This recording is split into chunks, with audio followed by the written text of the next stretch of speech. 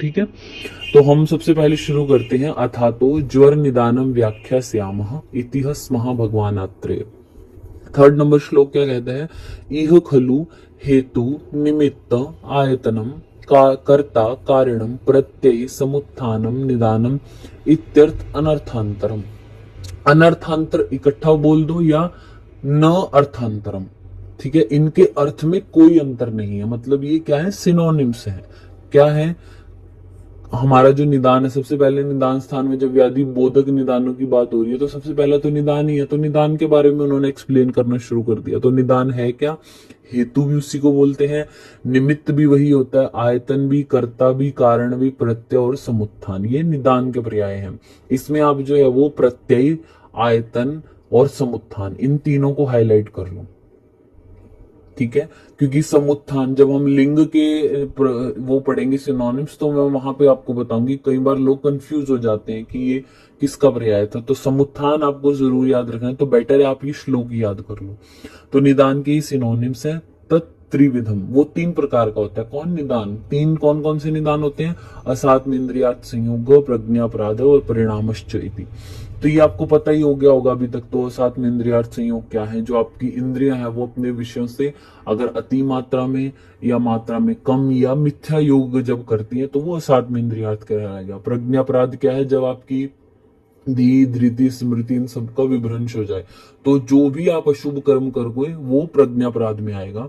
और परिणाम क्या है? मतलब काल की बात की गई है। अगर काल का अति योग हो, काल का अयोग हो या काल का मिथ्या योग हो तो वो भी हमारा निदान होता है। तो एक्सटर्नल फैक्टर्स भी हैं, एक्सटर्नल जो हमारे डाइटरी फैक्टर्स हैं या विहारज निदान है वो भी प्रज्ञापराध। ठीक है, ये सब इंक्लूड होता है। तो निदान के बारे में अगर पूछा जाए तो निदान के सिनोनिम्स यहाँ पे बता दिए गए 8। तीन प्रकार का होता है, असाध्य इंद्रियात, प्रज्ञापराध और परिणाम। ठीक है, इसके बाद नेक्स्ट क्या बोला है यहाँ पे? 4 नंबर श्लोक में बोला अतः त्रिविधा व्याधि। अब इन निदानों से होगा क्या? 3 प्रकार की व्याधियां होती है प्रादुर्भवंती। कौन कौन सी? आग्नेय, सौम्य, व्यवायश्च। ठीक है, वायव्य रोग होते हैं, सौम्य रोग होते हैं और आग्नेय मतलब वातज पित्तज कफज होते हैं।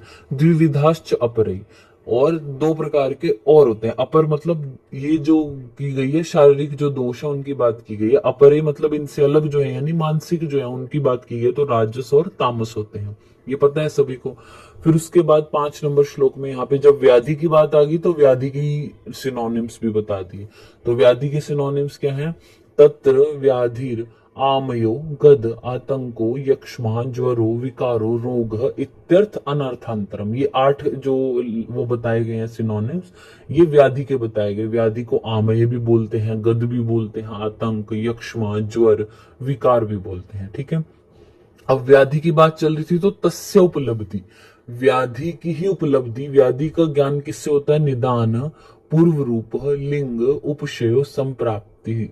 इन 5 चीजों से आपको तस्य उपलब्धि, व्याधि की उपलब्धि यानी व्याधि का ज्ञान होगा। वो कौन कौन है ये बताए गए हैं, यानी ज्ञान आपको रोग का इससे होगा। तो जैसा कि हमने निदान के बारे में तो पढ़ ही लिया, 7 नंबर श्लोक में क्या है? तत्र निदानम कारणम इति उक्तम अग्रे। निदान क्या होता है? किसी भी चीज का कारण। इति उक्तम अग्रे, इसको हम अग्र पहले पढ़ चुके। पहले कब पढ़ चुके? 1 साल पहले तो पढ़ा नहीं, अभी हम पढ़ के हटे कि निदान के पर्याय क्या है? हेतु, निमित्त, आयतन, कर्ता, कारण, प्रत्यय, समुत्थान, निदानम इत्यर्थ अनर्थांतरम, वो उसके पर्याय हैं। 3 प्रकार का वो होता है, असात्म इंद्रियार्थ, प्रज्ञापराध और परिणाम। इसके अलावा भी अगर सपोज आपको निदान पे ही 5 मार्क्स में क्वेश्चन आ जाए व्हाट इज निदान, तो आपने ये जो 2 श्लोक हैं, तत्र निदानम कारणम इत्युक्तम अग्रह, ये लिख के इसको एक्सप्लेन कर दिया, फिर इसके पर्याय बता दिए। फिर इसके टाइप्स में जब आओगे, जो टाइप्स अभी तक हमने किए हैं वो लिखने के बाद आप और भी टाइप्स बता सकते हो। जैसे कि निदान जो होते हैं वो सन्निकृष्ट निदान भी होते हैं, विप्रकृष्ट निदान भी होते हैं, व्यभिचारी और प्रधानी। सन्निकृष्ट क्या होते हैं? जो आपने निदानों का सेवन किया और वो सद्दी व्याधि को उत्पन्न कर दे, मतलब बहुत ज्यादा टाइम ना लगे, जिसके लिए सन्निकृष्ट है। ठीक है, जैसे आपने अभी ठंडा कुछ खाया रात में और सुबह आपको जुकाम हो गया या खांसी हो गई, तो वो सन्निकृष्ट निदान हुआ। विप्रकृष्ट निदान क्या होता है? थोड़ा दूर वाला हो, मतलब जैसे हेमंत ऋतु में, अब आप देखिए हमें जो ऋतुचर्या बता रखी है कि इस ऋतु में ऐसा खाना चाहिए वैसा खाना चाहिए, इतना सब करने के बाद भी व्याधियों का निर्देश तो दिया ही है ना कि आप हेमंत ऋतु में आपको मधुर आहार खाना है, आपको थोड़ा गुरु आहार खाना है क्योंकि आपकी अग्नि तेज है। लेकिन अगर आप मधुर गुरु ये सब आहार करोगे तो वसंत ऋतु में आके सूर्य की किरणों से वो कफ जो है वो मतलब संचित हुआ जो कफ है हेमंत ऋतु में इतना मीठा खा के और गुरु आहार खा के, तो वो फिर व्याधि करेगा वसंत ऋतु में। तो ये सब भी हुआ ना, तो यानी लॉन्ग टर्म जो आपको रिजल्ट दे रहा है निदान, वो विप्रकृष्ट होगा। व्यभिचारी क्या होता है, कभी रोग होंगे कभी नहीं होंगे, मतलब अगर आपने अल्प मात्रा में निदान सेवन किए हैं तो अल्प दोष प्रकोपित होंगे, ज्यादा किए तो ज्यादा होगा, वो व्यभिचारी है। और प्रधानिक मतलब जो बहुत प्रधान है, जो सीवियर वो करने वाला होता है, जैसे विष विष का सेवन किया तो तभी तभी मृत्यु हो जाएगी ना, ये प्रधानिक कारण हुआ। तो ये 4 प्रकार का निदान और हो गया। बाकी इसके अलावा 3 प्रकार का और होता है, दोष हेतु, व्याधि हेतु और उभय हेतु। दोष हेतु जो पर्टिकुलर किसी दोष को ही कुपित करते हैं, जैसे कि रुक्ष आदि खाने से वात कुपित होता है। अब ये वात कौन से स्रोतस में जाके, जैसे वात जो दूषित हुआ वात है, प्रकोपित हुआ वात है, अगर वो जाके रसवाह स्रोतस में स्थान संचय करेगा तो अलग व्याधियां होंगी, रक्तवाह में करेगा तो अलग होंगी, मांसवाह में करेगा तो अलग होंगी। तो ये दोष का जो हेतु है, मोस्टली आप व्याधिज में पढ़ोगे ना तो वहां पे रुक्ष निदान सेवन किया, ये आहार, आपको ये तो आता ही होगा ना मन में कि अरे बहुत इजी है निदान तो सेवन करना, वात के निदान आए तो यही सब लिखना है सब में, है ना। क्यों? क्योंकि ऐसा है, क्योंकि जो हमारे जो भी हम आहार आदि कर रहे हैं वो क्या हुआ, वो दोष हेतु है, मतलब पर्टिकुलर दोषों को बढ़ाने वाले होते हैं। अब हमारी बॉडी में जहां उसको स्थान संचय मिलेगा, जहां से पहले से ख गुण्य है किसी भी स्रोतस में, वहां जाके वो अगर रुका तो व्याधियां अलग अलग प्रकार की करेगा, है ना। किसी ने रात को जो है वो अगर कोई बर्फ वाली चीज खा ली या बहुत ठंडी कोई चीज खा ली, किसी को सुबह उठ के कुछ भी नहीं हुआ, किसी को सुबह उठ के जुकाम हो गया और किसी को खांसी हो गई, ठीक है।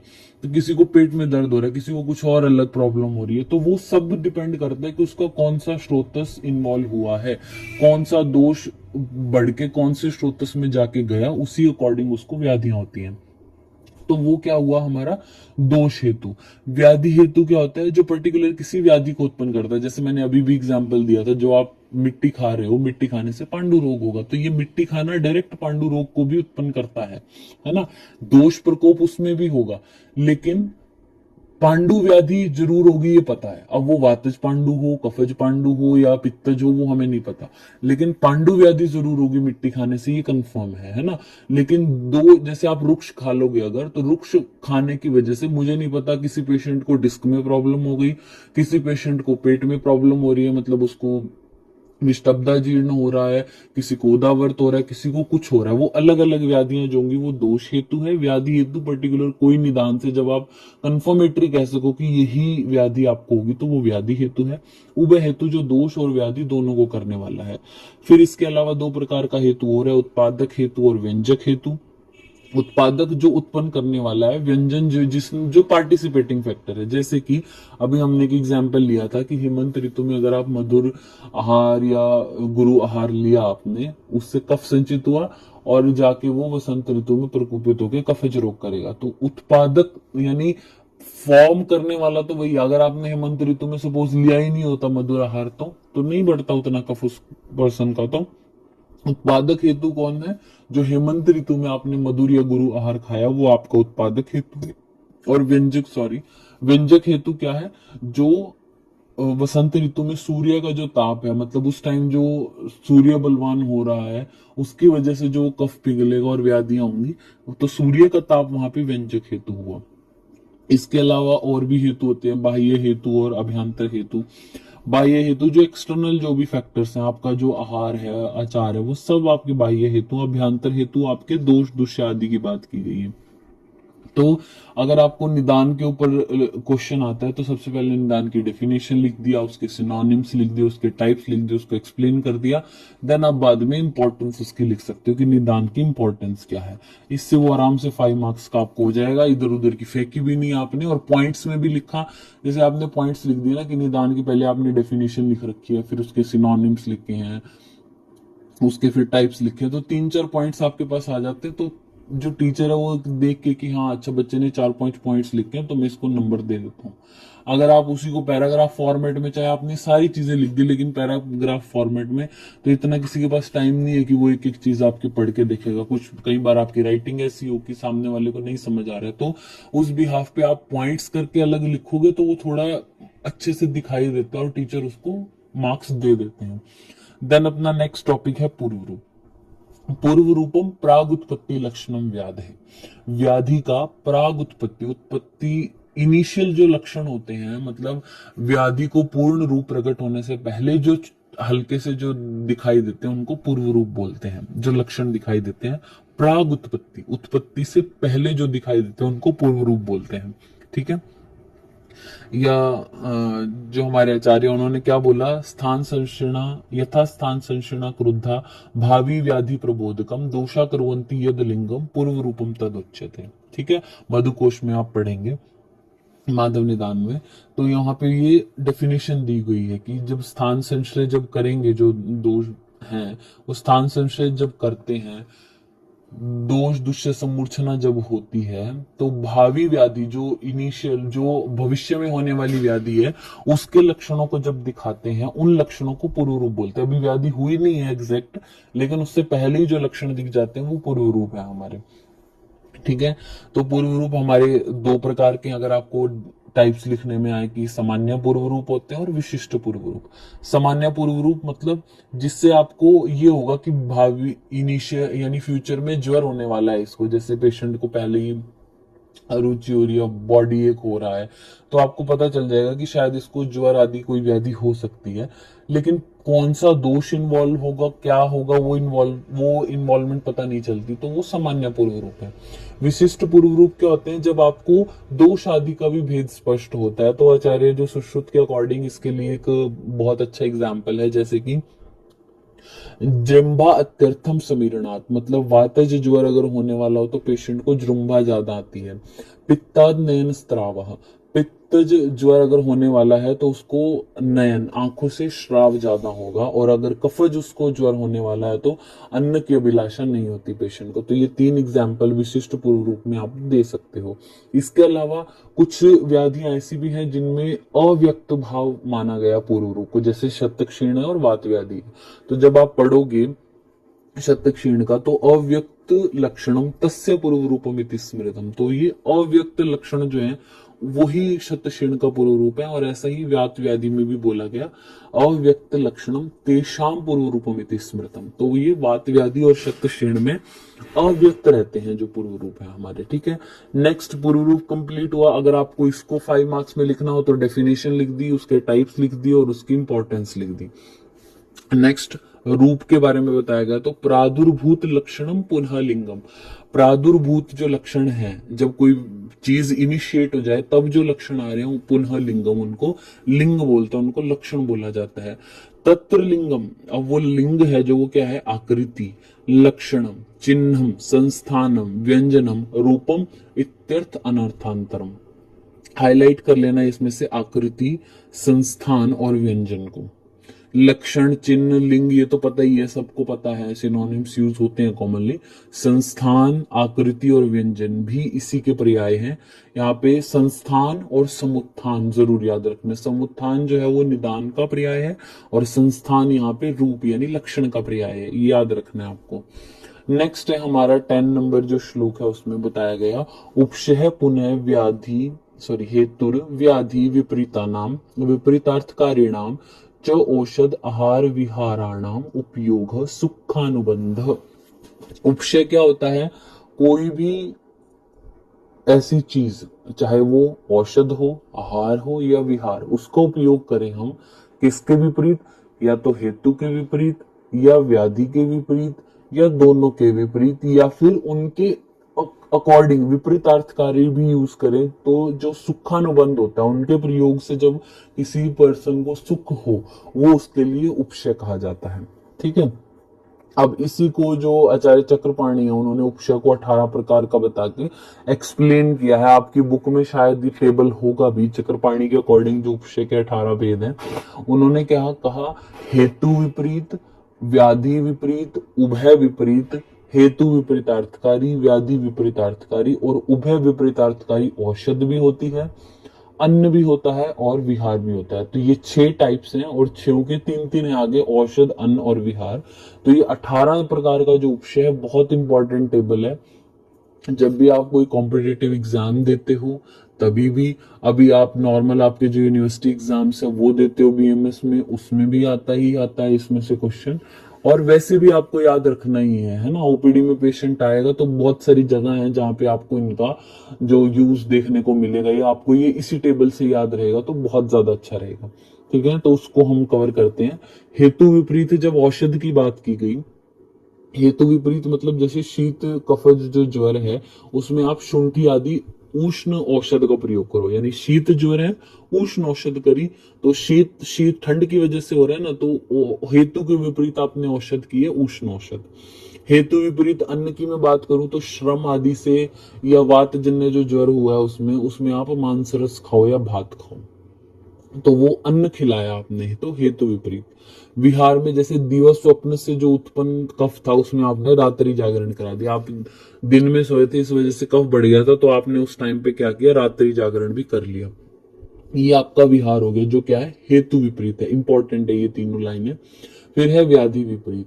व्याधि विपरीत औषध में क्या आएगा, जैसे अतिसार है, अब हमें नहीं पता वातज है, पित्तज है, कफज, कौन सा अतिसार है, लेकिन अतिसार है पेशेंट को तो हमें स्तंभन तो देना पड़ेगा। जब बहुत ज्यादा बल जा रहा है पेशेंट का तो आपने वहां पे पाठा, कुटज इनका यूज कर लिया, या फिर कुष्ठ है अगर तो उसमें आपने खदीर का यूज कर लिया, प्रमेह में आपने हरिद्रा का यूज किया।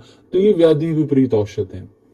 यानी हमें दोषानुसार तो फिर देना ही है कि जैसे उसको अगर वातज प्रमेह है कि पित्तज प्रमेह है, कफज प्रमेह है, उसके अकॉर्डिंग। लेकिन ओवरऑल पूछा जाए तो प्रमेह में आप हरिद्रा और आंवला ये यूज करते ही हो, तो आपने यूज कर लिया व्याधि के अकॉर्डिंग, तो वो व्याधि विपरीत। फिर अन्न की बात करूं, अगर व्याधि विपरीत अन्न की बात, तो जैसे अतिसार में आपने स्तंभन के लिए उसको मसूर दाल बोल दिया। बहुत बार ऐसा होता है पेशेंट आपके पास आएंगे कि नहीं, आपके पास सपोज कोई चूर्ण अवेलेबल है जो आप अतिसार में दे सकते हो, है ना। जैसे फॉर एग्जांपल आपके पास दाढ़ी मास्टक चूर्ण है, आप पेशेंट को वो देना चाह रहे हो, लेकिन पेशेंट बोलेगा जी नहीं मैं तो दवाई ववाई नहीं लूंगा, आप मुझे ऐसे ही बता दो, कुछ घरेलू नुस्खा बता दो, ऐसा बता दो। तो आप क्या करोगे, आपको वहां अन्न की भी जरूरत पड़ेगी, है ना। अन्न तो श्रेष्ठ औषध है आपकी, अन्न ही सब कुछ है। तो आपने क्या बताया अतिसार है पेशेंट को कि आपने बहुत लघु खाना खाना है, और अगर आप खाने में खा भी रहे हो तो मसूर की दाल खा लो, है ना। तो वो आपकी क्या होगी, व्याधि विपरीत अन्न हो गई, वो भी एक तरीके का उपशय ही बताया आपने उसको। फिर व्याधि विपरीत विहार की बात करूं तो जैसे उदावर्त है तो उसमें प्रवाहन कर लिया, पेशेंट को आपने एडवाइस किया प्रवाहन। फिर आता है उभय विपरीत, जब हम औषध अन्न विहार की बात करें तो उभय विपरीत में जो दोषों के भी विपरीत होगा और हेतु के भी विपरीत होगा।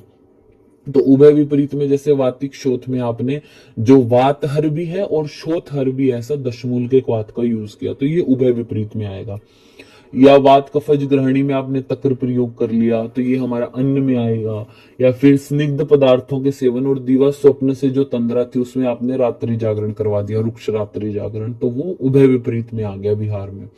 अब आते हैं हेतु विपरीतार्थ। ये तो आती है इनमें से जो क्वेश्चंस हैं, लेकिन जो ये लोअर वाला हमारा ये रह गया, मतलब हेतु विपरीतार्थकारी, व्याधि विपरीतार्थकारी और उभय विपरीत, इसमें से मोस्टली क्वेश्चन इन्हीं तीनों में से आते हैं, है ना।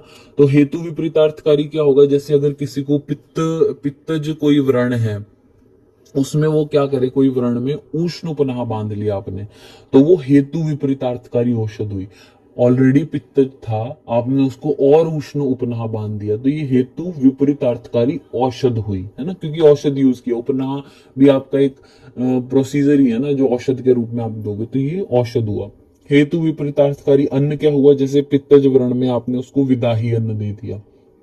और हेतु विपरीतार्थकारी विहार क्या हुआ, वात जन्य उन्माद में आपने भय दर्शन किया, भय से आपका वात बढ़ेगा ना, तो आपने फिर भी क्या किया, वातज उन्माद था और उसको भय दर्शन करा दिया। बहुत इंपॉर्टेंट है, बहुत बार पूछा भी गया है कि वात जन्य उन्माद में आपने भय दर्शन कराया तो क्या हुआ ये, तो ये हेतु विपरीतार्थकारी विहार हो गया हमारा। फिर आता है व्याधि विपरीतार्थकारी, व्याधि के विपरीत, जैसे कि छर्दी रोग है किसी को, आपने उसमें उसको मदन फल दे दिया और वॉमिटिंग कराएगा वो उसको, लेकिन आपने दिया है उसको, है ना, दोषों को निकालने के लिए। एक्चुअली क्या है ना, अब आप ये सोचोगे जी पहले तो उसको पित्त जबरन था, आपने क्यों और उसको उपनाह बांध दिया, या उसको छर्दी हो रही थी क्यों मदन फल दे दिया? क्योंकि देखो कभी भी छर्दी या अतिसार हो रहा है ना, तो एक अगर फूड पॉइजनिंग की वजह से हो रहा है, आपने कुछ ऐसा खा लिया पॉइजनिंग की वजह से हो, तो वो अलग केस है, उसमें आपको शोधन करना पड़ रहा है, कैसे भी करना पड़ रहा है। लेकिन जब भी आप अजीर्ण आहार आपने किया है, कोई भी ऐसा डाइटरी रिलेटेड जो है वो अदर अजीर्ण है पेशेंट को, उसमें अगर पेशेंट को अब वमन होने लग रहा है, तो आप रोक दोगे ना, तो ऑन लॉन्ग रन जाके उस पेशेंट को कोई स्किन की कंडीशन, कोई दिक्कत या फिर कोई डाइजेशन रिलेटेड इशू बन ही जाता है। तो इनिशियली आपको किसी भी चीज को रोकना नहीं है, और वो आएगी तो अपने हिसाब से आएगी, बॉडी अपने हिसाब से रिएक्ट करेगी। तो वैद्य को क्या चाहिए ऐसी कंडीशन में जहां वो उस चीज को रोक नहीं सकते, तो उसको प्रोवोक करके एक बारी में निकाल दो जी। जहां उसको 4 घंटे कष्ट रहने वाला था उस वॉमिटिंग की वजह से, यहाँ 1 घंटे में ही काम हो जाएगा उसका, है ना। तो हेतु विपरीतार्थकारी में आपने क्या किया, जो वो प्रोसेस उसकी बॉडी में चल रही है उसको स्पीड अप किया है बस, ताकि वो जल्दी जाए। तो व्याधि विपरीतार्थकारी में आपने छर्दी वाले रोग में पेशेंट को वो मदन फल जो है वो दे दिया, तो ये व्याधि विपरीतार्थकारी औषध हो गई। अतिसार में आपने किसी को दूध दे दिया विरेचनार्थ, तो वो व्याधि विपरीतार्थकारी अन्न हुआ। और छर्दी में या वमन में आपने प्रवाहन दे दिया, जैसे कि छर्दी हो रही है पेशेंट को लेकिन बहुत कष्ट हो रहा है, छर्दी जैसा लग रहा है ऊपर तक आता है पर अच्छे से वॉमिटिंग नहीं हो पा रही, तो आपने प्रोवोक करने को बोल दिया वॉमिटिंग को। जैसे बोलते हैं ना पेशेंट को कि अपने 2 फिंगर्स को जो पोस्टीरियर जो फेंजर वाला उधर लगाने की कोशिश करो ताकि वॉमिटिंग प्रोवोक हो उसको। तो ऐसा आपने विहार बोल दिया पेशेंट को करने को, ताकि इजीली अच्छे से वो और जल्दी प्रोवोक होकर वॉमिटिंग निकल जाए। वो व्याधि विपरीतार्थकारी विहार हो गया। फिर आता है उभय विपरीतार्थकारी, मोस्ट इंपॉर्टेंट है। इसमें क्या है, जैसे विष जन्य में आपने विष प्रयोग किया, बोलते हैं ना कि जांगम विष में जो है वो आप स्थावर विष का और स्थावर विष में जांगम विष का प्रयोग कर सकते हो। तो ये उभय विपरीतार्थकारी औषध है। अन्न की अगर बात आए उभय विपरीतार्थकारी, तो मद्यपान जन्य मदात्य। अब मदपान से ही मदात्य होता है, लेकिन उसमें भी हम पेशेंट को क्या करते हैं, अनुतर्ष चिकित्सा करते हैं, मतलब मद्य देना है, थोड़ा थोड़ा थोड़ा करके जो है वो मद्य देना चाहिए।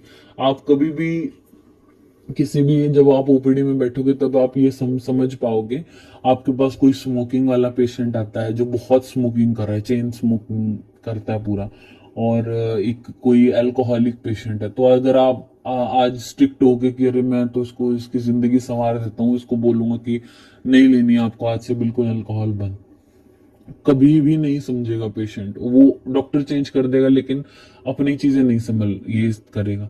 तो आपको ऐसे पेशेंट में क्या है, कम करने को बोलना है उसको। जैसे अगर पेशेंट की हैबिट है कि वो सातों दिन हफ्ते में शराब पी रहा है या स्मोकिंग कर रहा है और वो छूट नहीं रही है, उसकी आदत छोड़ना चाहता हूँ बेशक, लेकिन उसकी बॉडी उसको वैसे रिएक्ट करने को नहीं बोलती। क्योंकि अगर आप एकदम से बहुत लॉन्ग टर्म से कोई कोई चीज कर रहा है और आप उसको एकदम स्टॉप करने बोलोगे तो विड्रॉल सिम्टम्स भी आते हैं। तो ये तो मॉडर्न में भी कहा जाता है ना कि आपको उसको उस चीज को धीरे धीरे करके छोड़ना होता है ना, धीरे धीरे करके छोड़ना है मतलब।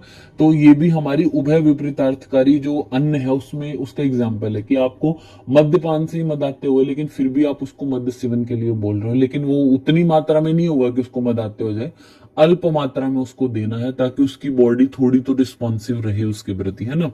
एक चीज आप बॉडी को दिए जा रहे हो और सडन उसको विड्रॉल कर लेते हो तो बॉडी में सिम्टम्स आते ही आते हैं, है ना। तो उसको हमारे यहाँ पे पदांशी क्रम का वर्णन किया गया है। तो ये सिर्फ आप यूं सोचो कि ऋतुओं के लिए ही कर लें बस, और कहीं तो पदांशी क्रम है ही नहीं, ऐसा नहीं होता। आप अपनी युक्ति से उसको बहुत सारी जगह लगा सकते हो। तो आपको हर चीज कोई भी है वो पदांशिक क्रम में ही त्याग करनी है, मतलब धीरे धीरे करके उसका त्याग करना है, और धीरे धीरे जो अच्छी हैबिट्स हैं उसको इनटेक करना होता है, जो बुरी है उनको छोड़ना होता है। सडन छोड़ोगे तो बॉडी रिएक्ट करेगी ही करेगी, फिर वो पेशेंट क्या करेगा, डॉक्टर बदल लेगा, इधर नहीं उधर चला जाएगा कि नहीं डॉक्टर ने मेरे को ये बंद करने को कहा था, मुझे प्रॉब्लम होगी, तो कहीं और चला जाएगा वो, है ना। तो इन सब चीजों का ध्यान रखना है।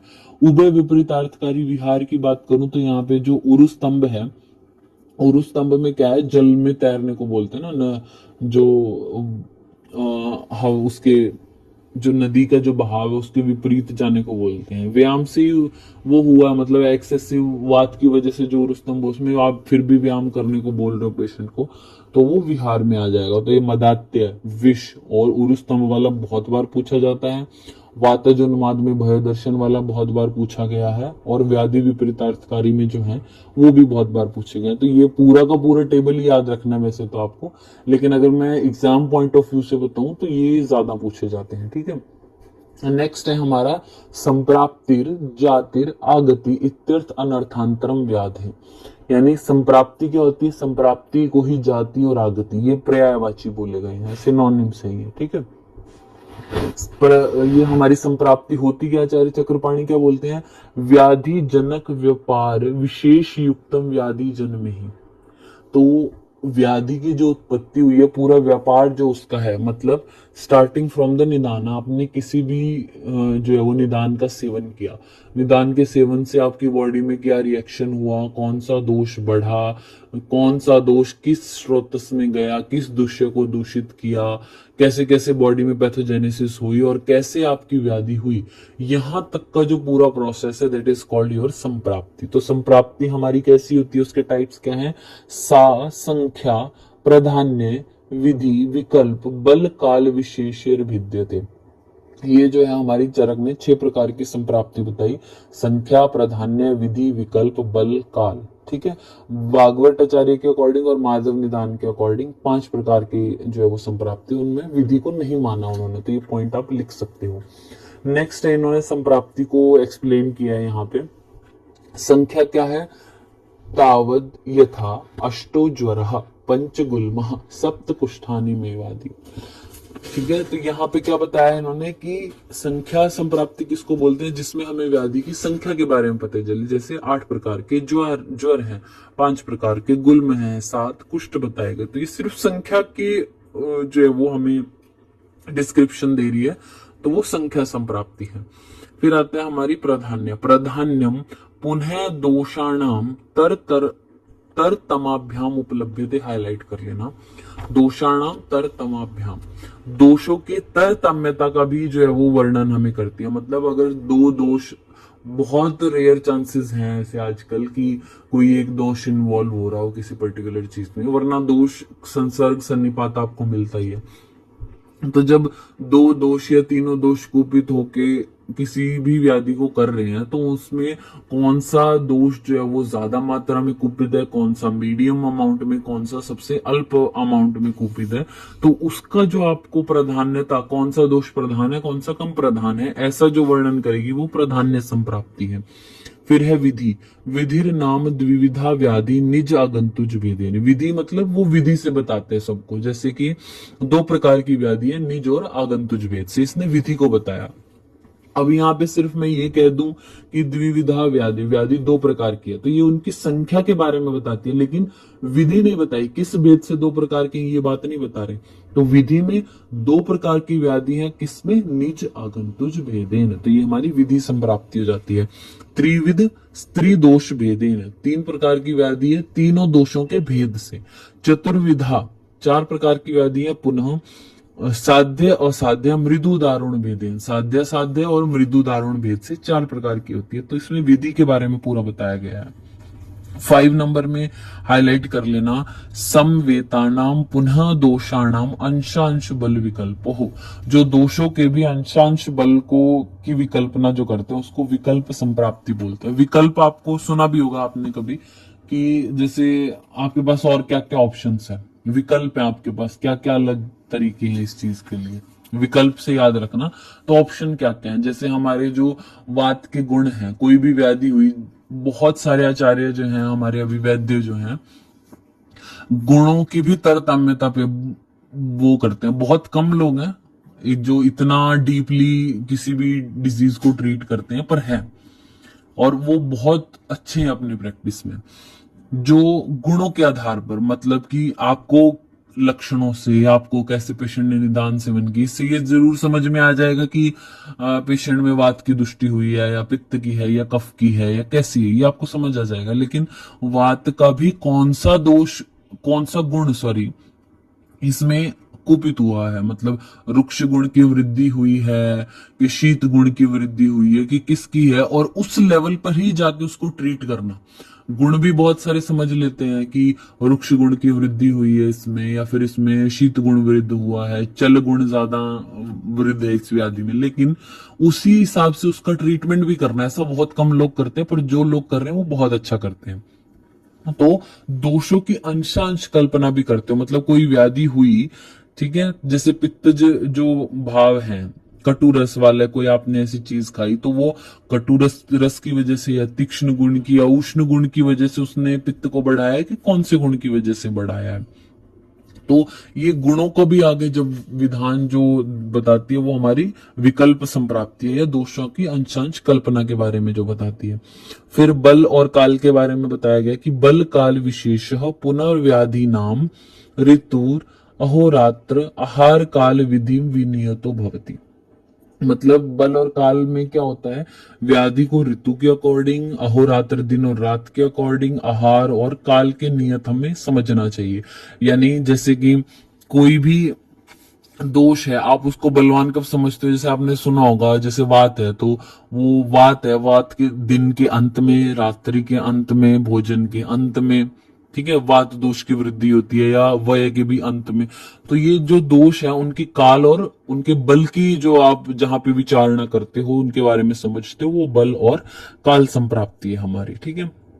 फिर यहाँ पे क्या बोला, तस्माद व्याधीन विषय अनुपहत सत्व बुद्धि हेतुवादि भी वेतुआदिर्भिर भवाद यथा अनुबुद्धेत। मतलब इसीलिए बोला है जिसका जो मन है वो अनुपहत है, अविकृत है, मन जिसका अनुपहत है, उस मन या बुद्धि वाले वैद्य को क्या करना चाहिए, इनको हेतु आदि जो है, हेतु आदि भाव जो है, हेतु पूर्व रूप रूप उपचर संप्राप्ति, इनको जो है वो इनके द्वारा ही व्याधि को समझना चाहिए किसी भी वैद्य को। तो निदान पंचक का प्रयोजन क्या हुआ, रोग को समझने के लिए, ठीक है। और इत्यर्थ संग्रहो निदान स्थानम। अब ये जो संग्रह है, जो प्रयोजन है निदान स्थान का, वो संक्षेप रूप में, अब ये बताओ, चैप्टर का नाम आपने ज्वर निदानम शुरू किया था और आप शुरू हो गए निदान से, तो ये बताना क्यों जरूरी हुआ, क्योंकि मैंने क्या बताया, व्याधि बोधक निदानों का यहाँ पे वर्णन किया गया। मतलब निदान पूर्व रूप रूप उपशय और संप्राप्ति, जो निदान स्थान में जो निदान है, दैट डिनोट्स द व्याधि बोधक निदान, मतलब पांचों को डिनोट करता है वो निदान। तो इसमें पांचों का वर्णन किया, तो ऑब्वियसली जब कोई आप एक टॉपिक शुरू कर रहे हो, अब मैं आपको किसी भी चीज के बारे में पढ़ाना शुरू करूं, सपोज मैं आपको मेडिसिन बताऊं कि चलिए मैं आज आपको हाइपरटेंशन पढ़ाती हूँ, तो पहले मुझे आपको नॉर्मल बीपी तो समझाना पड़ेगा ना, ये आपको खुद से पता होना चाहिए कि नॉर्मल है क्या बीपी, कैसे आप उसको समझते हो, कैसे आप उसको बीपी कैसे मेजर करते हैं, ये सब पता होना चाहिए, तभी तो आप हाइपरटेंसिव की तरफ जाओगे। सीधे ही मैं हाइपरटेंशन के कॉजेस पे आ जाऊं, उसकी कॉम्प्लिकेशंस बता दूं, ट्रीटमेंट बता दूं, लेकिन आपको बीपी नहीं लेना आता, तो कैसे होगा ना, आप कैसे उसको डायग्नोज करोगे।